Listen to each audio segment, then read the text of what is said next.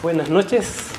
Vamos a estar tratando un tema que cuando me dijeron el tema yo estaba feliz porque me encanta este tema.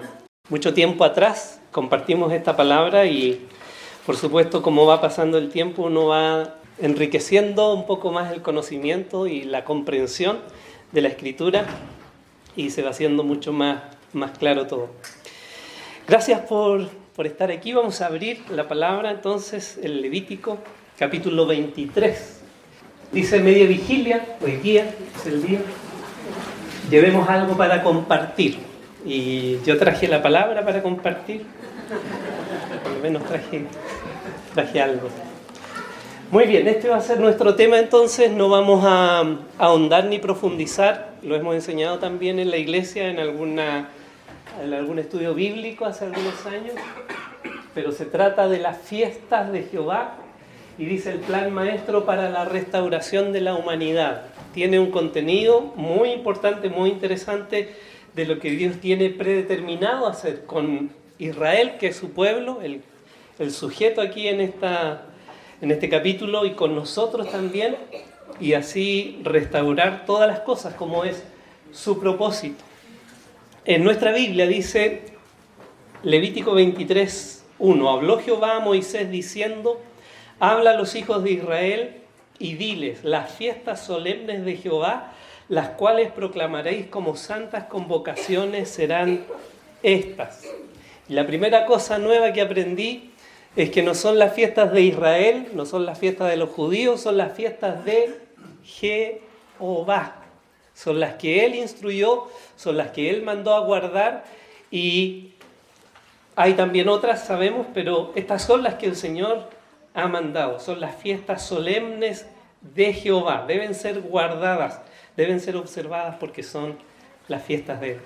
6 días se trabajará, mas el séptimo día será de reposo, santa convocación, dice el verso 3. Ningún trabajo haréis, día de reposo es de Jehová, en donde quiera que habitéis. Entonces, al comenzar la descripción, diríamos, de las 7 fiestas del Señor, recuerda una fiesta semanal que es una señal entre Dios y su pueblo, Israel, en cuanto al pacto que se celebró en el Sinaí. Y es muy interesante esto porque Israel ha sido llamado a celebrar o a guardar el séptimo día. Es decir, ellos trabajan 6 días toda una semana para recibir el descanso el último día. La bendición viene el último día. O sea, se trabaja primero y después se recibe el sueldo. Así funciona la ley. Hay que cumplir la ley, hay que obedecerla para poder recibir la bendición. Pero hay una diferencia con la iglesia, que nosotros, que guardamos el día domingo, eso es lo que hacemos, recibimos la bendición, fíjense, recibimos la bendición el primer día para servir al Señor el resto de la semana, con lo que Él ya hizo, no con nuestras obras, sino con la obra que el Señor Jesús hizo por nosotros. A mí me parece impresionante eso. Dice el verso 4, estas son las fiestas solemnes de Jehová, las convocaciones santas a las cuales convocaréis en sus tiempos. Y allí comienza el relato. Vamos a ir muy rápido, así que agárrense firme, porque vamos a volar un poco a través de lo que vamos a estar viendo. Bien, ahí tenemos las fiestas del Señor, las fiestas de Jehová. Cada llamita es el nombre de una fiesta, no se ve mucho, pero ahí se ve mejor. La primera se llama Pesaj, después están los panes sin levadura, después están las primicias, son las primeras 3 fiestas. Hay una cuarta en medio que es la fiesta de Pentecostés, después vienen las 3 fiestas más, las trompetas, el perdón, el día de perdón, y el último, los tabernáculos. Y esas son las 7 fiestas de Jehová. Muy rápidamente, las fiestas nos enseñan acerca de la persona y obra de Cristo. Son cuadros que describen la obra del Señor. Eso lo vamos a ver a continuación. Jesús vino a cumplir todo lo que está escrito. En Juan capítulo 5, Él dice, refiriéndose a Moisés, de mí escribió Él. Y Él está hablando justamente de que la escritura del Antiguo Testamento refleja y describe la obra del Señor Jesucristo y los planes que Él tiene para la humanidad. Número 2, las fiestas son tipos y símbolos proféticos. Es decir, cuando se escribió Levítico 23, la muerte de Cristo en la cruz y todo eso era profecía todavía no ocurría. Y menos, ¿cierto?, lo que va a ocurrir más adelante, al final de los tiempos. Así que son símbolos proféticos que nos muestran los acontecimientos venideros del plan de redención divino. Número 3, las fiestas de Israel, parte de la Torá, que significa eso de instrucción, aquí está la instrucción, la doctrina, sirven como tutores que nos guían a Jesucristo. Ese es el propósito de la ley, es el propósito de la Torá, como le llaman, guiarnos a Jesucristo, porque todo nos apunta y nos dirige a Él. En Él está el cumplimiento perfecto de todo lo que Dios ha dicho y quiere hacer. Todas las fiestas, en cuarto lugar, señalan directamente al Mesías y al plan de Dios para el mundo a través de Él. Vino Jesucristo, no lo recibieron y Él viene por segunda vez y le van a recibir en otro tipo de ambiente, de contexto y de condiciones. Y por último, las fiestas establecen la cronología de eventos divinos. Cronología, hay muchas cronologías en el Antiguo Testamento, muchas veces no las vemos porque estamos pendientes de otras cosas, pero hay que notar cómo el Señor repite ciertos patrones y justamente las fiestas tienen un orden, tienen una secuencia, tienen fechas específicas de acontecimientos que se van desarrollando. Ya se realizó la mitad, un poquito más de la mitad de estas fiestas en cuanto a su cumplimiento y van así cronológicamente. Entonces las fiestas establecen esa cronología de eventos divinos en la tierra en relación con Israel. Eso nos ayuda a ajustar un poquitito lo que vamos a compartir hoy día. Con Israel se trata de ellos y cómo el Señor está tratando con su pueblo elegido. Su obra de redención, el envío del Espíritu Santo y la futura restauración de Israel. Es el tema de esta fiesta. Y de eso se trata. Esas primeras 3 fiestas tienen que ver con la obra de redención. La cuarta fiesta con el envío del Espíritu Santo y la última con la futura restauración de Israel. Entonces, vamos a ver las fiestas de Jehová. Este es el primer grupo, se llama Fiesta de la Pascua. Todo este grupo de 3 fiestas tienen ese nombre y es en hebreo Pesaj, que significa pasar por alto. Se celebra en el mes de Nisán, el 1 de Nisán. De ahí se comienza a contar. En ese mes, esta fiesta o grupo de fiestas, que son la Pascua, como hemos mencionado, los panes ácimos o sin levadura, y tercero, las primicias. Son esas 3 fiestas que van juntas, una después de otra, día a día. Después tenemos una fiesta solita que está ahí en medio, se llama la fiesta de Pentecostés. Pentecostés es una palabra griega para referirse a 50 días o quincuagésimo. Tiene que ver con la cuenta que se hace desde este día a este día. Este es un día domingo y esto da en un día domingo también Pentecostés cuando nace la iglesia. Y esta fiesta se llama en hebreo Shavuot. Shavuot significa semana. Y se celebra en el mes tercero que se llama Sivan. Después tenemos el último grupo, que el último grupo son 3 fiestas también y se llama la fiesta de los tabernáculos. Los tabernáculos. En hebreo esa fiesta se llama Sukkot y se celebra en el mes séptimo. Se llama Tishrei. Así que mes primero, mes tercero y mes séptimo. Son estos 3 grupos de fiestas los que tenemos en Levítico 23 que vamos a ir observando a continuación. Muy bien, unos detalles importantes. Esto lo hemos estado repitiendo cuando estuvimos enseñando los salmos graduales de ascensión a Jerusalén, si recuerdan. Todo judío debe subir a Jerusalén 3 veces en el año y celebrar las fiestas de la Pascua, Pentecostés y Tabernáculos. Deuteronomio 16:16 dice: 3 veces cada año aparecerá todo varón tuyo delante de Jehová tu Dios en el lugar que él escogiere, en la fiesta solemne de los panes sin levadura, que es la primera fiesta de Pesaj, y en la fiesta solemne de las semanas. Así que la fiesta solemne de los panes sin levadura, en la fiesta solemne de las semanas y en la fiesta solemne de los tabernáculos. Y ninguno se presentará delante de Jehová con las manos vacías, cada uno con la ofrenda de su mano conforme a la bendición que Jehová tu Dios te hubiere dado. Así que es la obligación del israelita de hacer esa peregrinación. Estas celebraciones son fiestas anuales de cosecha. La primera fiesta de Pascua es en el tiempo de la cosecha de la cebada. Aparece por esa zona, justo la fecha actual que tenemos hoy día. La segunda fecha o fiesta de Pentecostés es en la cosecha del trigo.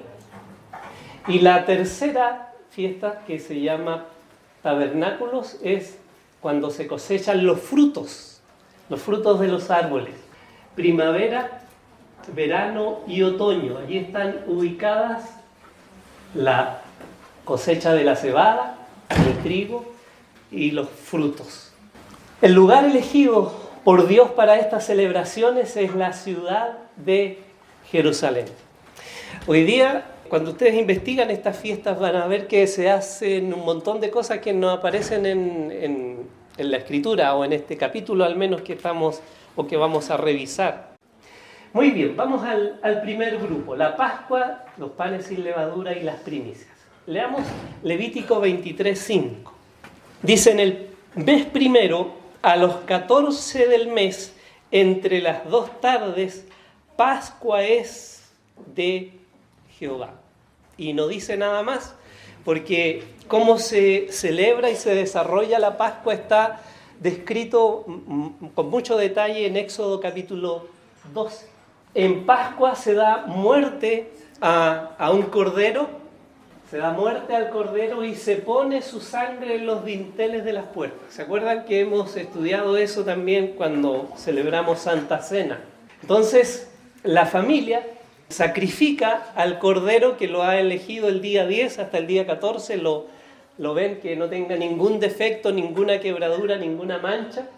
Y sacrifican ese cordero. Y con la sangre tiñen el dintel y los 2 postes de la puerta de las casas de los judíos que estaban, ¿se acuerdan?, en Egipto. Y eso significaba que cuando el ángel de la muerte, el ángel de Jehová, pasara a sacrificar a los primogénitos en Egipto, si recuerdan eso, y cuando vea la sangre en la puerta dice que iba a pasar de largo. Por eso la fiesta se llama Pesaj, porque el ángel de la muerte pasa de largo. No toca a los habitantes de esa casa. Así que esa es la fiesta, esa es la celebración. Hay muchos otros detalles. Y el significado de eso, ya hemos visto que esto es un cuadro de algo. Es un cuadro de Jesucristo, el Cordero de Dios, que derrama su sangre en la cruz para redimirnos. Cuando Juan el Bautista ve a nuestro Señor Jesucristo, dice de él: he aquí el Cordero de Dios, que quita el pecado del mundo. Entonces, cada israelita debía aplicar la sangre, ¿cierto?, ahí en los dinteles y en los postes de sus puertas, y nosotros en forma personal debemos aplicar la sangre de Cristo a nuestro corazón, para que Él, por medio del arrepentimiento y la fe en ese sacrificio, Él nos perdone, y el juicio pase de largo, no nos toque, no nos afecte. Así que nuestra redención, nuestra salvación, nuestra liberación, todo eso significa esa palabra redimir, la obtenemos en la obra suficiente y perfecta de nuestro Señor Jesucristo. Es el Hijo de Dios, es el creador del universo, Él es la cabeza de la iglesia, Él es quien nos va a venir a buscar a su iglesia en el arrebatamiento, es quien va a venir por segunda vez, y ya no va a venir como un cordero humilde, sino montado en un caballo blanco, dice Apocalipsis 19. Así que la fiesta de la Pascua tiene que ver con esta celebración. Seguimos adelante.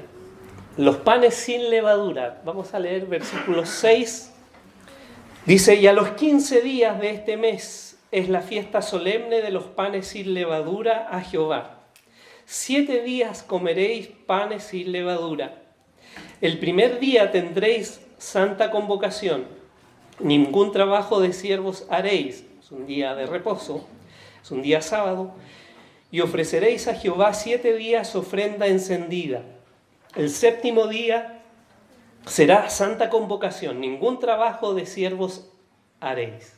Así que esta segunda celebración, que se llama los panes sin levadura, significa que en esa oportunidad se elaboran panes completamente libres de levadura. Y hay esto que se llama matzot. Matzot es una hojarasca prácticamente de harina y agua.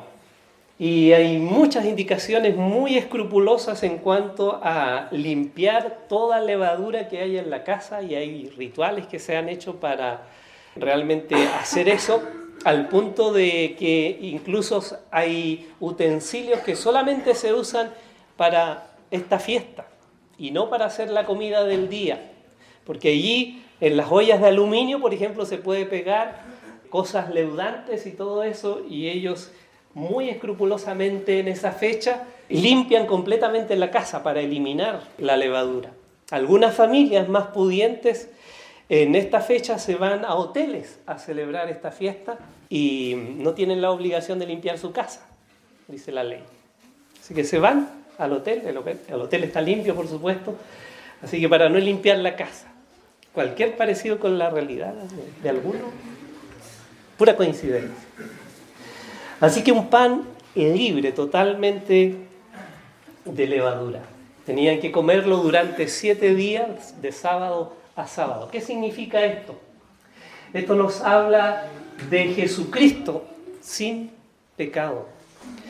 Realmente el Señor Jesucristo es el único sin pecado. La Biblia, como hemos visto en alguna oportunidad, se encarga de dejar eso muy claro. En Isaías, podemos buscar Isaías, capítulo 53, cuando habla de su muerte, dice 53:4, ciertamente llevó él nuestras enfermedades y sufrió nuestros dolores, y nosotros le tuvimos por azotado, por herido de Dios y abatido. Llevó él nuestras enfermedades, nuestros dolores. Verso 5, mas el herido fue por nuestras rebeliones, molido por nuestros pecados. El castigo de nuestra paz fue sobre él, y por su llaga fuimos nosotros curados. Todos nosotros nos descarriamos como ovejas, cada cual se apartó por su camino, mas Jehová cargó en él el pecado de todos nosotros.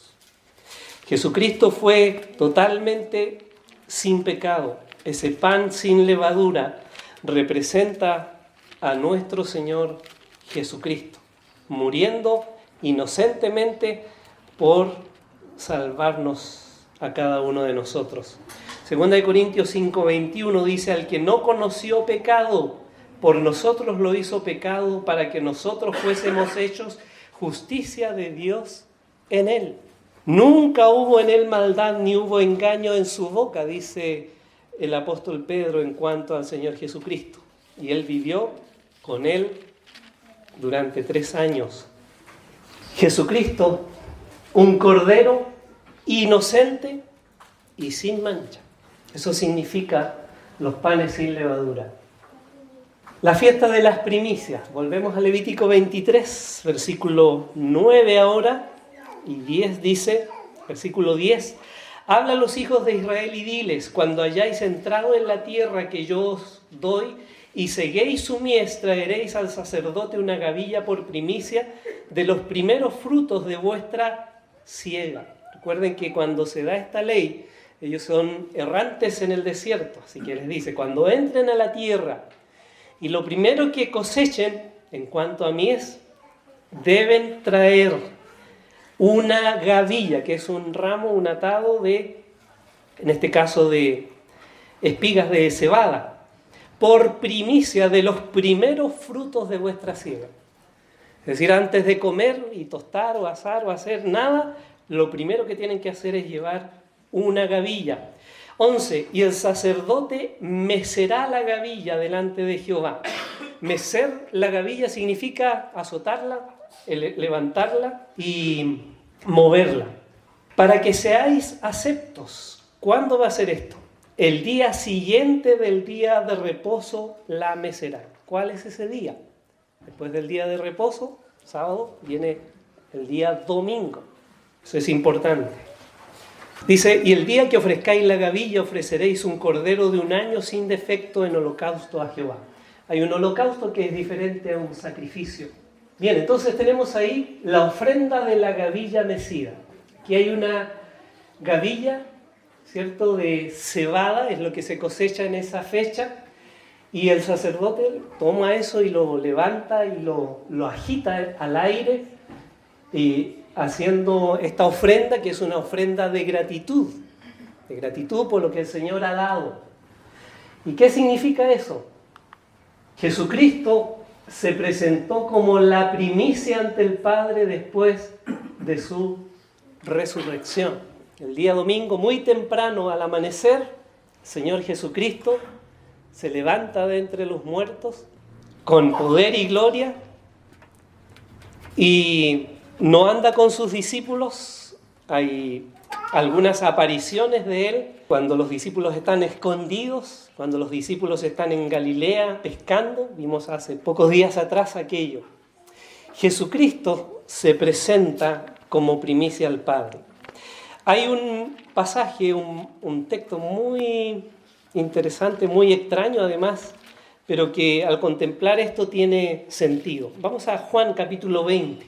Cuando Jesús resucita, la primera persona que se aparece resucitado no es sino a una mujer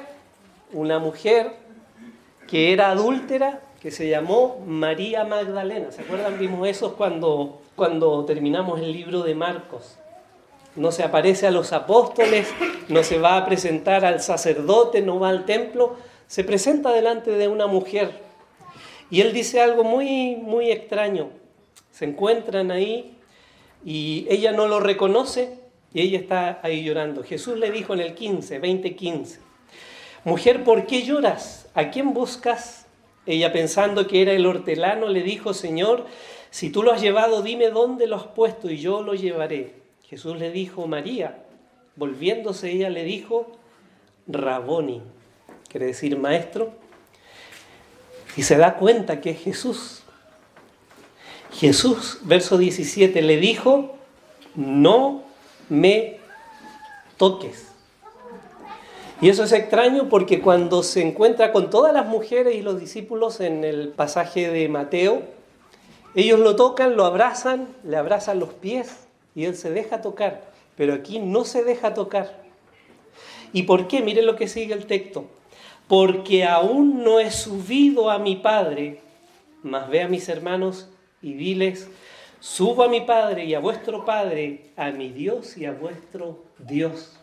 El Señor Jesucristo, tal como la gavilla mecida, en su resurrección, se presentó como la primicia de los que van a resucitar delante de la presencia de su Padre. Nadie lo puede tocar. Él va a ir a la presencia de Dios para dar muestra de que Él es la primicia. Leamos inmediatamente 1 Corintios capítulo 15. 1 Corintios 15. Dice allí 15:20. Mas ahora Cristo ha resucitado de los muertos. Y miren cómo dice de Él. Primicias de los que durmieron es hecho. Porque por cuanto la muerte entró por un hombre, también por un hombre la resurrección de los muertos. Porque así como en Adán todos mueren, también en Cristo todos serán vivificados. Pero cada uno a su debido orden. Cristo dice las primicias, el primero que se presenta, luego los que son de Cristo en su venida. Así que el Señor Jesucristo es la primicia. Él es la representación de ese cuadro, o la realidad más bien de ese cuadro. Así que esa es la fiesta de las primicias. ¿Vamos adelante? ¿Vamos bien hasta aquí? ¿Se entiende? ¿Muy rápido? ¿Está bien? Qué bueno. Tenemos el resumen. La Pascua entonces está indicando a Jesucristo, el Cordero de Dios que muere en la cruz. Los panes sin levadura representan al Señor Jesucristo sin pecado, muriendo por los pecados del mundo. Y la fiesta de las primicias es la celebración de Jesucristo resucitado, presentándose ante el Padre como las primicias de los que resucitan. Bueno, antes de él resucitó a Lázaro, resucitó a una niña, pero ellos, pobre Lázaro, no, porque tuvo que volver a morir. Pero el único que resucitó sin volver a morir fue nuestro Señor Jesús. Ahora sí, vamos al segundo grupo de fiestas, la fiesta de Pentecostés. Y este grupo es muy sencillo porque es una sola fiesta. Se llama Pentecostés o Shavuot. Bien, Pentecostés. Busquemos Levítico 23, nuestro pasaje, y leemos en el versículo 15. Levítico 23, 15 al 22. Dice, y contaréis desde el día que sigue al día de reposo. ¿Qué día es ese? Domingo. Lo estoy diciendo porque esto es importante para lo que esta fiesta significa. De ese domingo que ofrecisteis la gavilla en la ofrenda mecida, 7 semanas cumplidas serán. Por eso se llama esta fiesta Shavuot, semana, porque hay que contar 7 semanas. ¿Y cuándo comienza esa cuenta? Desde el día que se ofrece la gavilla, es decir, la primicia. Y se cuenta, dice el verso 16, hasta el día siguiente del 7º día de reposo contaréis 50 días. Entonces ofreceréis el nuevo grano a Jehová. Estamos en el 3er mes, estamos en la fiesta de la cosecha del trigo ahora. Y en esa fecha se celebra la fiesta de Pentecostés. Dice, de vuestras habitaciones traeréis 2 panes para ofrenda mecida. Fíjense lo que hay que traer ahora. 2 panes que serán de 2 décimas de efa de flor de harina. Así que hay una medida establecida. Cocidos, ¿qué dice? Con levadura. Los otros eran sin levadura, pero expresamente estos panes son con levadura y se presentan como primicias para Jehová. Eso es lo que se hace en la fiesta de Pentecostés. Así que se ofrecen 2 panes con levadura.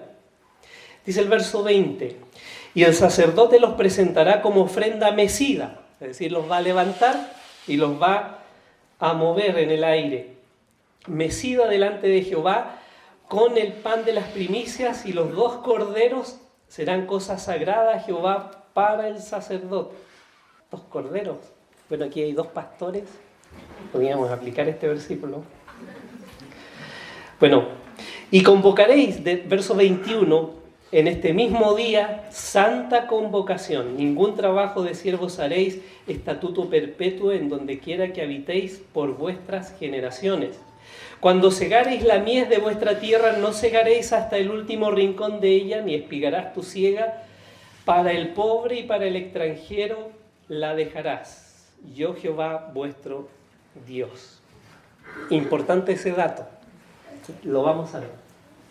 Bien, veamos Pentecostés. Entonces, Pentecostés, o Shavuot, la fiesta de las semanas, que comienzan un día domingo, el día de la gavilla mecida, y al día siguiente del día 49, que sería el otro domingo, de domingo a domingo, es esta fiesta.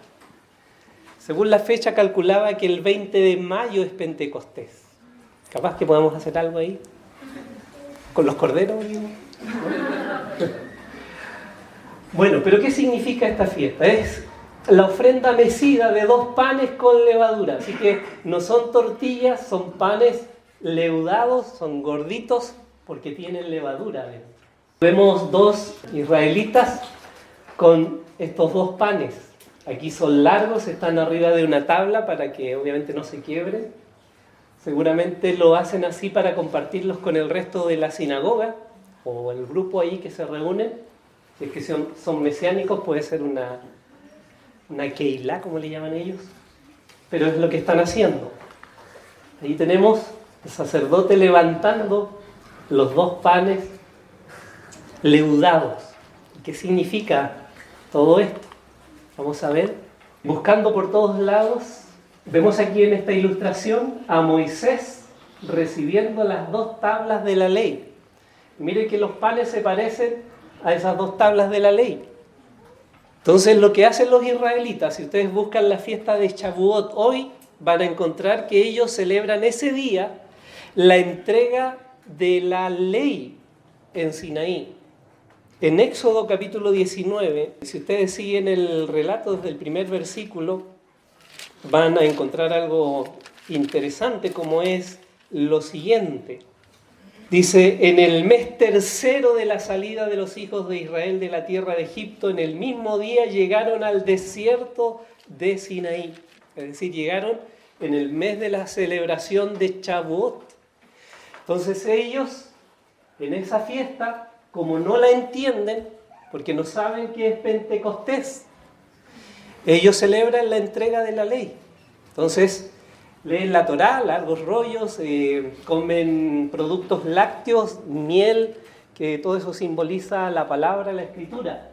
Bueno, hay judíos mesiánicos que creen que estos dos panes son el Antiguo Testamento, como dice ahí, y el Nuevo Testamento. Ahí estamos un poco más cerca. Pero ¿será eso? Aunque no lo crean, en esta imagen donde aparece una mujer espigando, ¿quién será ella? Ruth, ¿cierto? Aparecen detrás de ella las tablas de la ley con los números de los mandamientos y arriba, aunque no lo crean, dice Shavuot. La Shin, la P, esa es una U, esa es una H y esa es una O. Y la última es T, Shavuot. Porque ellos creen que esa es la celebración. Pero saben, hermanos, esta fiesta y los panes no se refieren a la palabra. Porque en la Biblia la levadura es algo bueno. Malo, siempre es malo. Hay una levadura que hace crecer una masa ahí, pero la está corrompiendo en realidad. Ese es el significado de esa parábola. Pero la levadura significa dos cosas. El pecado, eso lo vamos a ver más adelante en las aplicaciones, significa el pecado y la mala doctrina. El pecado y la mala doctrina, eso significa en el Nuevo Testamento la levadura, y está indicado así. Entonces, ¿podrían ser los mandamientos? ¿A dónde tienen pecado los mandamientos? ¿A dónde tiene el Antiguo y el Nuevo Testamento pecado? Entonces, esta fiesta significa otra cosa. Significa esto, hermanos: la formación de la iglesia, judíos y gentiles en un solo cuerpo. Eso significa esta fiesta. Porque, ¿qué pasó en Pentecostés? Nace la iglesia, viene el Espíritu Santo a bautizar a los que están allí congregados. En esa ilustración se ven ahí los apóstoles, los 120 que estaban ahí, y el Espíritu Santo que viene, ¿cierto?, a ese lugar y se posa sobre ellos como lenguas de fuego, dice la Escritura.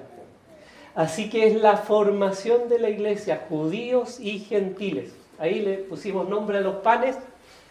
Judíos, porque tienen pecado los judíos. Por supuesto que sí.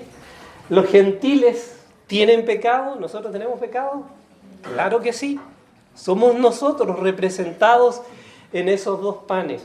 Mire, voy a retroceder un poquitito porque no había notado esto. Pero la historia de Ruth, ¿sabe que la historia de Ruth ocurrió en esta fiesta, en este tiempo de la cosecha del trigo? Y ella recogió lo que dejaron según la instrucción aquí de Levítico 23-22. No segaréis hasta el último rincón, para que el pobre y el extranjero pueda tomar de ese trigo. ¿Sabe qué pasó en el libro de Ruth? Se casó un israelita, Boz, con una gentil. Se unieron en matrimonio en la fiesta de Shavuot. Cuando el Señor creó este nuevo cuerpo de judíos y gentiles que se llama la iglesia. Vamos a buscar en Efesios capítulo 2, versículo 11. Efesios 2:11, por tanto acordaos de que en otro tiempo vosotros los gentiles, en cuanto a la carne, erais llamados incircuncisión, por la llamada circuncisión hecha con mano en la carne. Es decir, los judíos nos llamaban incircuncisos. En aquel tiempo, hablando de nosotros, judíos, o sea, nosotros, gentiles, estabais sin Cristo, alejados de la ciudadanía de Israel y ajenos a los pactos de la promesa, sin esperanza y sin Dios en el mundo. ¿Y qué hizo el Señor? Pero ahora en Cristo Jesús, vosotros que en otro tiempo estabais lejos, habéis sido hechos cercanos por la sangre de Cristo. Porque Él es nuestra paz, que de ambos pueblos, judíos y gentiles, hizo uno, derribando la pared intermedia de separación, aboliendo en su carne las enemistades, la ley de los mandamientos expresados en ordenanzas, para crear en sí mismo, o sea, Cristo crea en Él mismo, de los dos un solo y nuevo hombre, haciendo la paz. Y mediante la cruz, dice, reconciliar con Dios a ambos en un solo cuerpo, matando en ellas las enemistades. Eso es lo que hizo y eso es lo que significa Pentecostés. La unión o la creación de este cuerpo que se llama la iglesia en una fiesta que se celebra el día domingo. Sigamos adelante. Tenemos el resumen entonces de esto. Dos panes que se presentan en Pentecostés, judíos, como la ilustración muy buena aquí, y gentiles que estaban separados, pero que a través de la cruz, porque todo judío que cree, como los apóstoles, como los que van a seguir creyendo, y los gentiles, que desde el capítulo 10, ahí en Hechos, vemos Cornelio y los demás, y se le abrió los ojos ahí a la iglesia para entender que los gentiles también son llamados a arrepentimiento. En la cruz nos convertimos en un nuevo hombre. No hay reemplazo de Israel. Dios tiene otro plan, tiene otra idea con Pentecostés. Y lo vamos a ver a continuación. Miren, noté esto, que este grupo de fiestas, aquí encerrados en amarillo, la fiesta de la Pascua, describe lo que el Señor Jesucristo hizo en su primera venida. ¿Cierto? Él murió en la Pascua, Él fue sin pecado y Él mismo fue la primicia. Así que Él cumplió estas tres fiestas en la primera venida. ¿Sabe lo que va a ocurrir? Porque en ese otro último grupo de fiestas vemos lo que va a ocurrir en la segunda venida de Cristo. Y lo vamos a revisar un poquito más adelante. Y lo que hay en medio, Pentecostés, lo que hay ahí en Pentecostés, la iglesia, es un paréntesis en el trato de Dios con Israel. Ese paréntesis se ve en las 70 semanas y en otros lugares. Existe, es algo diferente.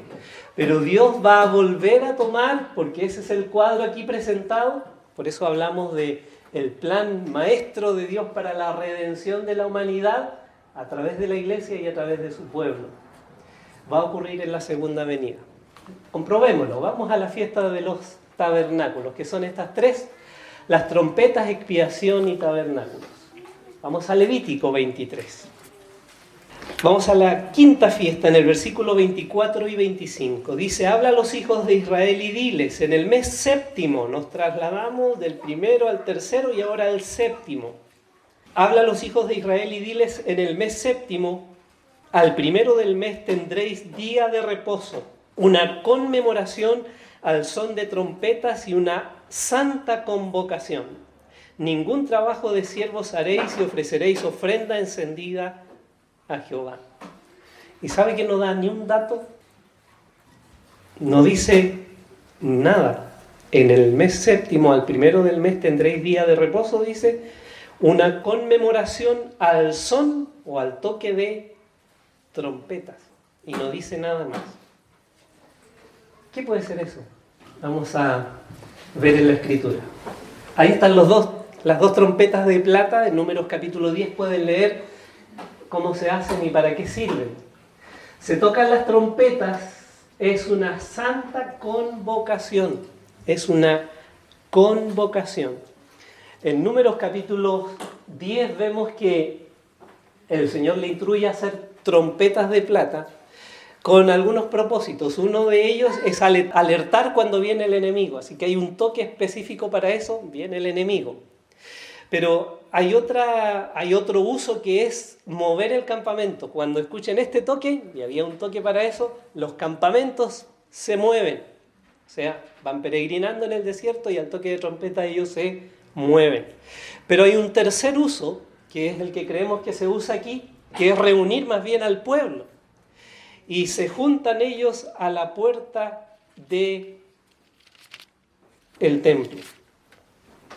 Lo leo, 10:3 dice, y cuando las tocaren, toda la congregación se reunirá ante ti a la puerta del tabernáculo de reunión. Así que esa trompeta es para reunir. Como ya Israel no anda vagando en el desierto, no necesita mover campamentos, así que entendemos que el uso aquí debería ser llamarlos, congregarlos. Veamos un poquito el cumplimiento. Aquí vemos el Al, es una línea aérea hebrea, y ahí están los judíos que van regresando de las naciones a su tierra. Estamos viendo esta reunión de israelitas desde el año 1948, quizás desde más atrás. Y en los años 80 creíamos que del año 48 para adelante era el momento, y algunos calculaban el año 88 como que se cumplía en esa época, ¿cierto? La generación que era ver a la higuera reverdecer y echar sus frutos. Y desde ese tiempo los israelitas han estado regresando a su tierra y volviendo de un extremo del mundo al otro a su tierra. Y el Ministerio de Vivienda en Israel tiene un trabajo formidable en ubicar a esos que van llegando en las pocas tierras que tienen. Pero ¿saben? Esta no es la reunión de la que vamos a hablar. Miren, ese toque de trompeta tiene que ver con esto. La reunión de Israel en la segunda venida de Cristo para el día de expiación. Se van a preparar para ese día. Y es diferente, hermanos. Es diferente a lo que hemos oído en esas interpretaciones. De todo el mundo, como se ve en ese mapa mundi, de todo el mundo se van a reunir allí, pero va a ser porque Dios los va a traer. No son ellos llegando en avión porque algo los movió o porque quieren regresar a su tierra, sino porque Dios los trae. En Mateo capítulo 24, versículo 20, 30 y 31 dice: entonces aparecerá la señal del Hijo del Hombre en el cielo, y esa es la segunda venida. Y entonces lamentarán todas las tribus de la tierra y verán al Hijo del Hombre viniendo sobre las nubes del cielo con poder y gran gloria. Y dice el 31, y enviará sus ángeles con gran voz de trompeta y juntarán a sus escogidos de los cuatro vientos, desde un extremo del cielo hasta el otro. ¿Sabe que lo que va a hacer el Señor es que Él los va a traer? Él los va a reunir. No va a ser un esfuerzo de llamar a los judíos del mundo para que vengan, o lo que ha estado ocurriendo durante estos años es lo que Dios va a hacer en una forma plena y total. Él los va a traer. Hay muchos pasajes, muchos. Por ejemplo, aquí en Isaías 27, 12 y 13 dice: acontecerá en aquel día que trillará Jehová desde el río Éufrates hasta el torrente de Egipto, y vosotros, hijos de Israel, seréis reunidos uno a uno. Acontecerá también en aquel día que se tocará gran trompeta. Ahí está el toque de trompeta y la reunión. Y vendrán los que habían sido esparcidos en la tierra de Asiria y en los que habían sido desterrados a Egipto, y adorarán a Jehová en el monte santo en Jerusalén. Aquí dice liberación y regreso de Israel. Porque lo que pasa, estos judíos que llegan en aviones, que hoy día están en Jerusalén, cuando el anticristo dice que a la mitad de la semana los va a perseguir, huyan a los montes, dijo el Señor, porque va a haber persecución. Nuevamente van a ser dispersados. Y en la segunda venida el Señor los va a retornar a su tierra y los va a juntar. En el libro de Ezequiel, capítulo 36, Ezequiel 36, habla de la restauración del Señor. Y ustedes pueden ver eso por todos lados. Cada vez que se habla de restauración, Israel está volviendo a su tierra porque el Señor los está trayendo. Dice Ezequiel 36, versículo 24, y yo os tomaré de las naciones, o sea, no es la esclavitud babilónica ni los romanos, de todo el mundo, de las naciones, y os recogeré de todas las tierras y os traeré a vuestro país. Es algo que Él hace en forma soberana. ¿Y qué hace después de traerlos? Esparciré sobre vosotros agua limpia y seréis limpiados de todas vuestras inmundicias, pecados, y de todos vuestros ídolos os limpiaré, porque ellos vienen para la gran expiación. Y os daré un corazón nuevo y pondré espíritu nuevo dentro de vosotros y quitaré de vuestra carne el corazón de piedra y os daré uno de carne. Y pondré dentro de vosotros mi espíritu. Eso no ha pasado en una forma así global como pueblo en Israel. Y haré que andéis en mis estatutos, que obedezcan y guardéis mis preceptos. 28 dice, y habitaréis en la tierra que di a vuestros padres. Joel capítulo 2, lo estudiamos el año pasado. Tocad trompeta en Sión, reunidos, ayunad y orad. Esa es la segunda venida, la reunión de israelitas. En la segunda venida pasa algo más, según el libro de Zacarías, capítulo 12, capítulo 13, 14. Dice que Israel va a ser derramado sobre ellos espíritu de gracia y van a llorar por sus pecados y el Señor los va a limpiar. Pero Él los va a juntar. Miren esa foto. El muro de los lamentos, como le llaman, el muro occidental, y una reunión impresionante ahí de israelitas. Es lo que el Señor va a hacer. No lo va a hacer el hombre. El Señor lo va a hacer. Vamos al día de la expiación y vamos armando el cuadro. Ya queda poco. Dice allí, versículo 26, también habló Jehová a Moisés diciendo, Levítico 23, 27. A los 10 días de este mes séptimo será el día de expiación. Tendréis santa convocación y afligiréis vuestras almas, eso significa ayunar, y ofreceréis ofrenda encendida a Jehová. Ningún trabajo haréis en este día porque es día de expiación, para reconciliaros delante de Jehová vuestro Dios.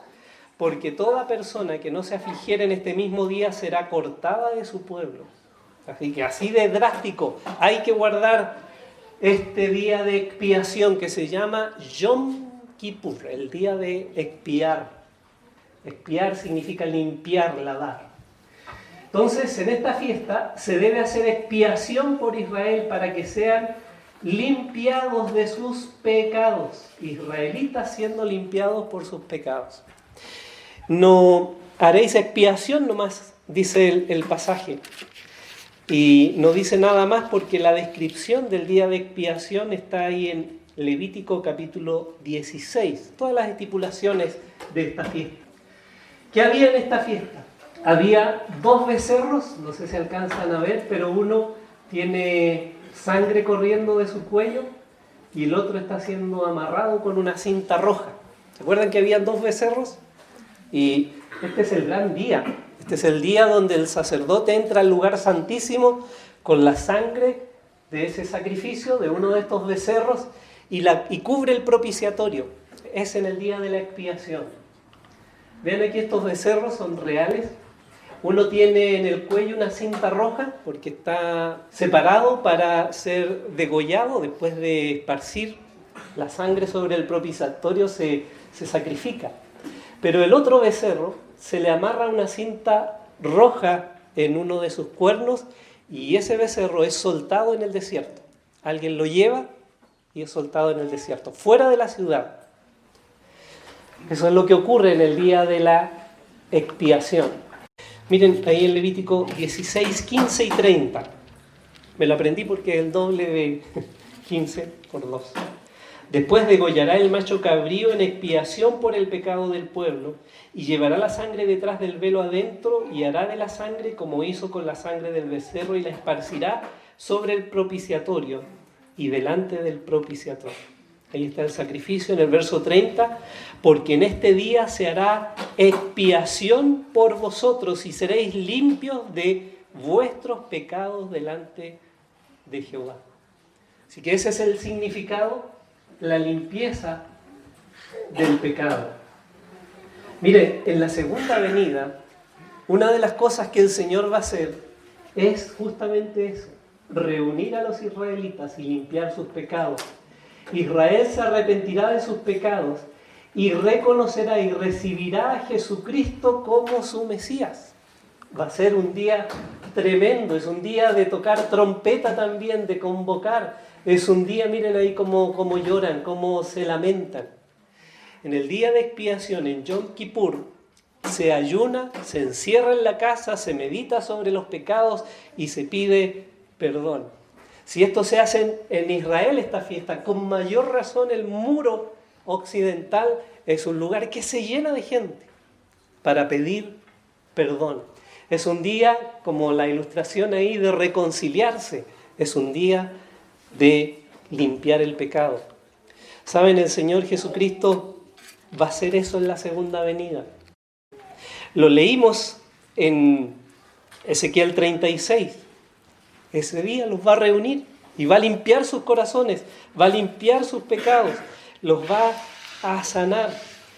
En Deuteronomio es que hay tantos pasajes que hablan de esto que no sé cómo algunos confunden o quieren confundir la Escritura.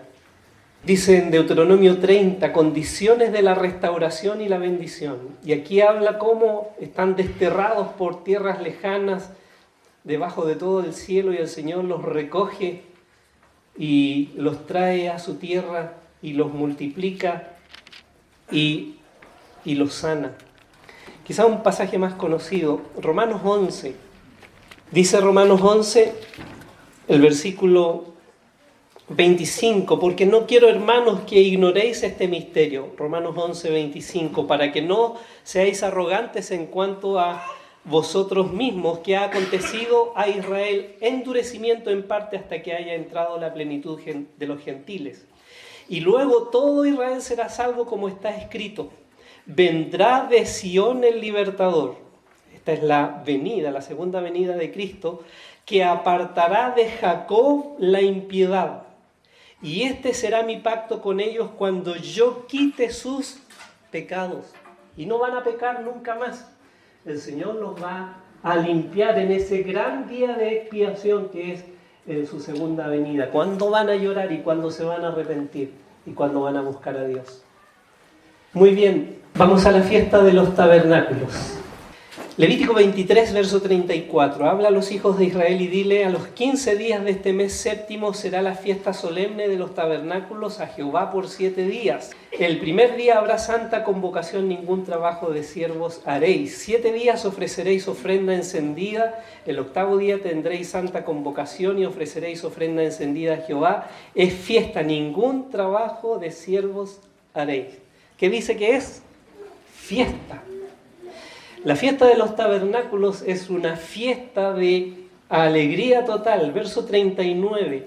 A los 15 días del mes séptimo, cuando hayáis recogido el fruto de la tierra, haréis fiesta a Jehová por 7 días. El primer día será de reposo y el octavo día será también de reposo. Así que están recogiendo los frutos de la tierra, de los árboles. Y tomaréis el primer día ramas con fruto de árbol hermoso, ramas de palmeras, ramas de árboles frondosos y sauces de los arroyos, y os regocijaréis delante de Jehová vuestro Dios por 7 días. Porque después del perdón, después del arrepentimiento y el perdón, viene la alegría, el gozo de haber sido perdonados. Bueno, esta fiesta de los tabernáculos recuerda a Israel en el tiempo que estuvo en el desierto. Es una fiesta en el tiempo de la cosecha de las frutas. Recuerda cuando Israel habitó en tabernáculos en el desierto. Habitaban en carpas alrededor. Por ahí algunos celebran las fiestas de las cabañas, otros hacen enramadas, que no es lo mismo que las ramadas. ¿Sí? Otro propósito, otra idea, nada que ver. Estamos en Israel, ese es el contexto. Mire, aquí están celebrando esta fiesta de Sukkot o tabernáculos. Vean que todos están levantando ramitas, las que leímos en el versículo 40. Ramas de palmeras, de árboles frondosos, etc. Ellos fabrican esto, que son varias ramitas de todos esos árboles, y le adjuntan esto que parece un limón. En realidad se llama etrog, es una fruta muy parecida a nuestro limón, y la adjuntan a esa ramita y es lo que están levantando aquí, en esta otra ilustración. Vean ahí, se ven los etrog y estas ramitas entretejidas. En las casas, fíjense que ahí está la casa, detrás hacen ramadas fuera de la casa. Esta fiesta no se celebra dentro del hogar, siempre afuera. Miren aquí cómo se las arreglan. Ahí están las casas y en los balcones hacen esas construcciones, abajo también, para celebrar la fiesta. Muy amontonados ahí, pero es lo que hacen. Aquí se ve una casa o una cabaña o una enramada por dentro. Y están todos a la mesa, es una fiesta muy alegre que se celebra en familia, es una fiesta de gratitud, es una fiesta de acción de gracias, están recién perdonados los pecados, así que están muy felices. Ahí se ve que dentro del tabernáculo tienen frutas que amarraron al techo, los frutos que se recogen en esa estación. Muy bien. Miren aquí, este es un desfile de todos los países. Hay banderas de muchos países que desfilan en esta fecha que se llama Sukkot en Jerusalén. Desfilan, la mayoría de ellos son cristianos, creyentes que aman a Israel y que viajan de todos sus países, de todos los continentes, a celebrar la fiesta de los tabernáculos, el Sukkot, con los israelitas. En el reino mesiánico, las familias de la tierra subirán a Jerusalén para celebrar la fiesta de los tabernáculos. Eso dice el libro de Malaquías, capítulo 14. Lo hacen de año en año a celebrar específicamente esta fiesta, dice en ese capítulo, de los tabernáculos. Miren ahí una foto aérea o de más arriba. Mucha gente. Debe haber una bandera chilena por ahí. ¿CHI? No. Pero todos los pueblos, porque esta es una fiesta, y así la llaman, de las naciones. El reino mesiánico, el reino milenial, como le llamamos nosotros, es una fiesta donde toda la provisión viene del Señor, donde todos están alegres, donde todos están con sus pecados perdonados, donde todas las naciones van a disfrutar de la presencia del Señor Jesucristo. Rápidamente, ahí está el resumen. Las trompetas tienen que ver con la reunión de Israel, la segunda venida. El día de la expiación con Yom Kippur, la limpieza del pecado de judíos. Los tabernáculos tienen que ver con una fiesta de alegría, gozo y regocijo, como dice el texto bíblico, es fiesta de las naciones. Bien, ahí están los tres grupos de fiestas presentados, como vimos en la primera imagen, a vuelo de pájaro, y vamos a hacer algunas aplicaciones. Hermanos, la Pascua tiene que ver con la sangre de Cristo. Sabe que para nosotros como hijos de Dios todavía dependemos de la sangre que el Señor derramó en la cruz. Dice la Escritura en 1 de Juan 1:9, debemos hacerlo, confesar nuestros pecados delante del Señor. Cada día debemos hacerlo para que el Señor nos limpie, nos purifique y nos transforme. El arrepentimiento no es solo para los pecadores, es también para la iglesia. La Escritura dice que si confesamos nuestros pecados, Él es fiel y justo para perdonar nuestros pecados y limpiarnos de toda maldad.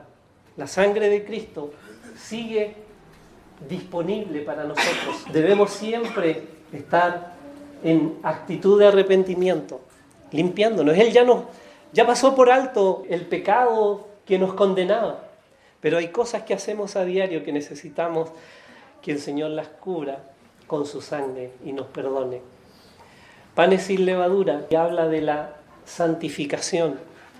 La santificación tiene que ver con prepararnos para el Señor, tiene que ver con limpiar nuestro corazón de pecado, de esa levadura del pecado. Dice Corintios, 1 Corintios 5, la palabra de Dios, y lo dice muy claro. Así que celebremos la fiesta, 5:8, no con la vieja levadura ni con la levadura de malicia y de maldad, sino con panes sin levadura de sinceridad y de verdad. Debemos vivir en santidad, debemos buscar la levadura muy rigurosamente en nuestra mente, en nuestra conciencia, en nuestro corazón, en nuestra computadora, en nuestra vida, y sacar todo el pecado que nos pueda separar de esa comunión con Dios, de esa obra perfecta que Él hizo en la cruz. Santificación. El Señor nos ha llamado a ser un pueblo santo para Él. Él está a la puerta, está por venir por nosotros y necesitamos estar preparados. Las primicias nos hablan de una vida nueva. Cuando el Señor Jesucristo resucitó ya no era el mismo, su cuerpo había cambiado. Las primicias hablan de eso que menciona Romanos capítulo 8. Dice que el Espíritu gime dentro de nosotros, dice, porque sabemos que toda la creación gime a una y a una está con dolores de parto hasta ahora, y no solo ella, sino que también nosotros mismos que tenemos las primicias del Espíritu, nosotros también gemimos dentro de nosotros mismos esperando la adopción, la redención de nuestro cuerpo. Romanos 6 dice que fuimos bautizados en Cristo Jesús y así bautizados en su muerte, porque somos sepultados juntamente con Él para muerte por el bautismo, a fin de que como Cristo resucitó de los muertos para la gloria de Dios Padre, así también nosotros andemos, dice 6:4, en vida nueva, vida nueva. Para eso nos llamó el Señor, ya no para ser los mismos de antes, sino para ser diferentes. Y como hemos estado hablando, eso comienza en el hogar, en la casa. Debemos reflejar la obra de Cristo en nuestro corazón, en lo más íntimo, en nuestro carácter, en nuestra manera de ser. Vida nueva. Eso significan las primicias para nosotros. Morimos con Cristo y hemos sido resucitados con Él. ¿Cuántos han muerto con Cristo resucitado con Él aquí? Espero que todos. Les podría decir que esta es la noche de los muertos vivientes. Suena como una película de terror. Pero eso es lo que somos. Y el Señor nos ha dado esa bendición. Oremos. Padre, damos gracias.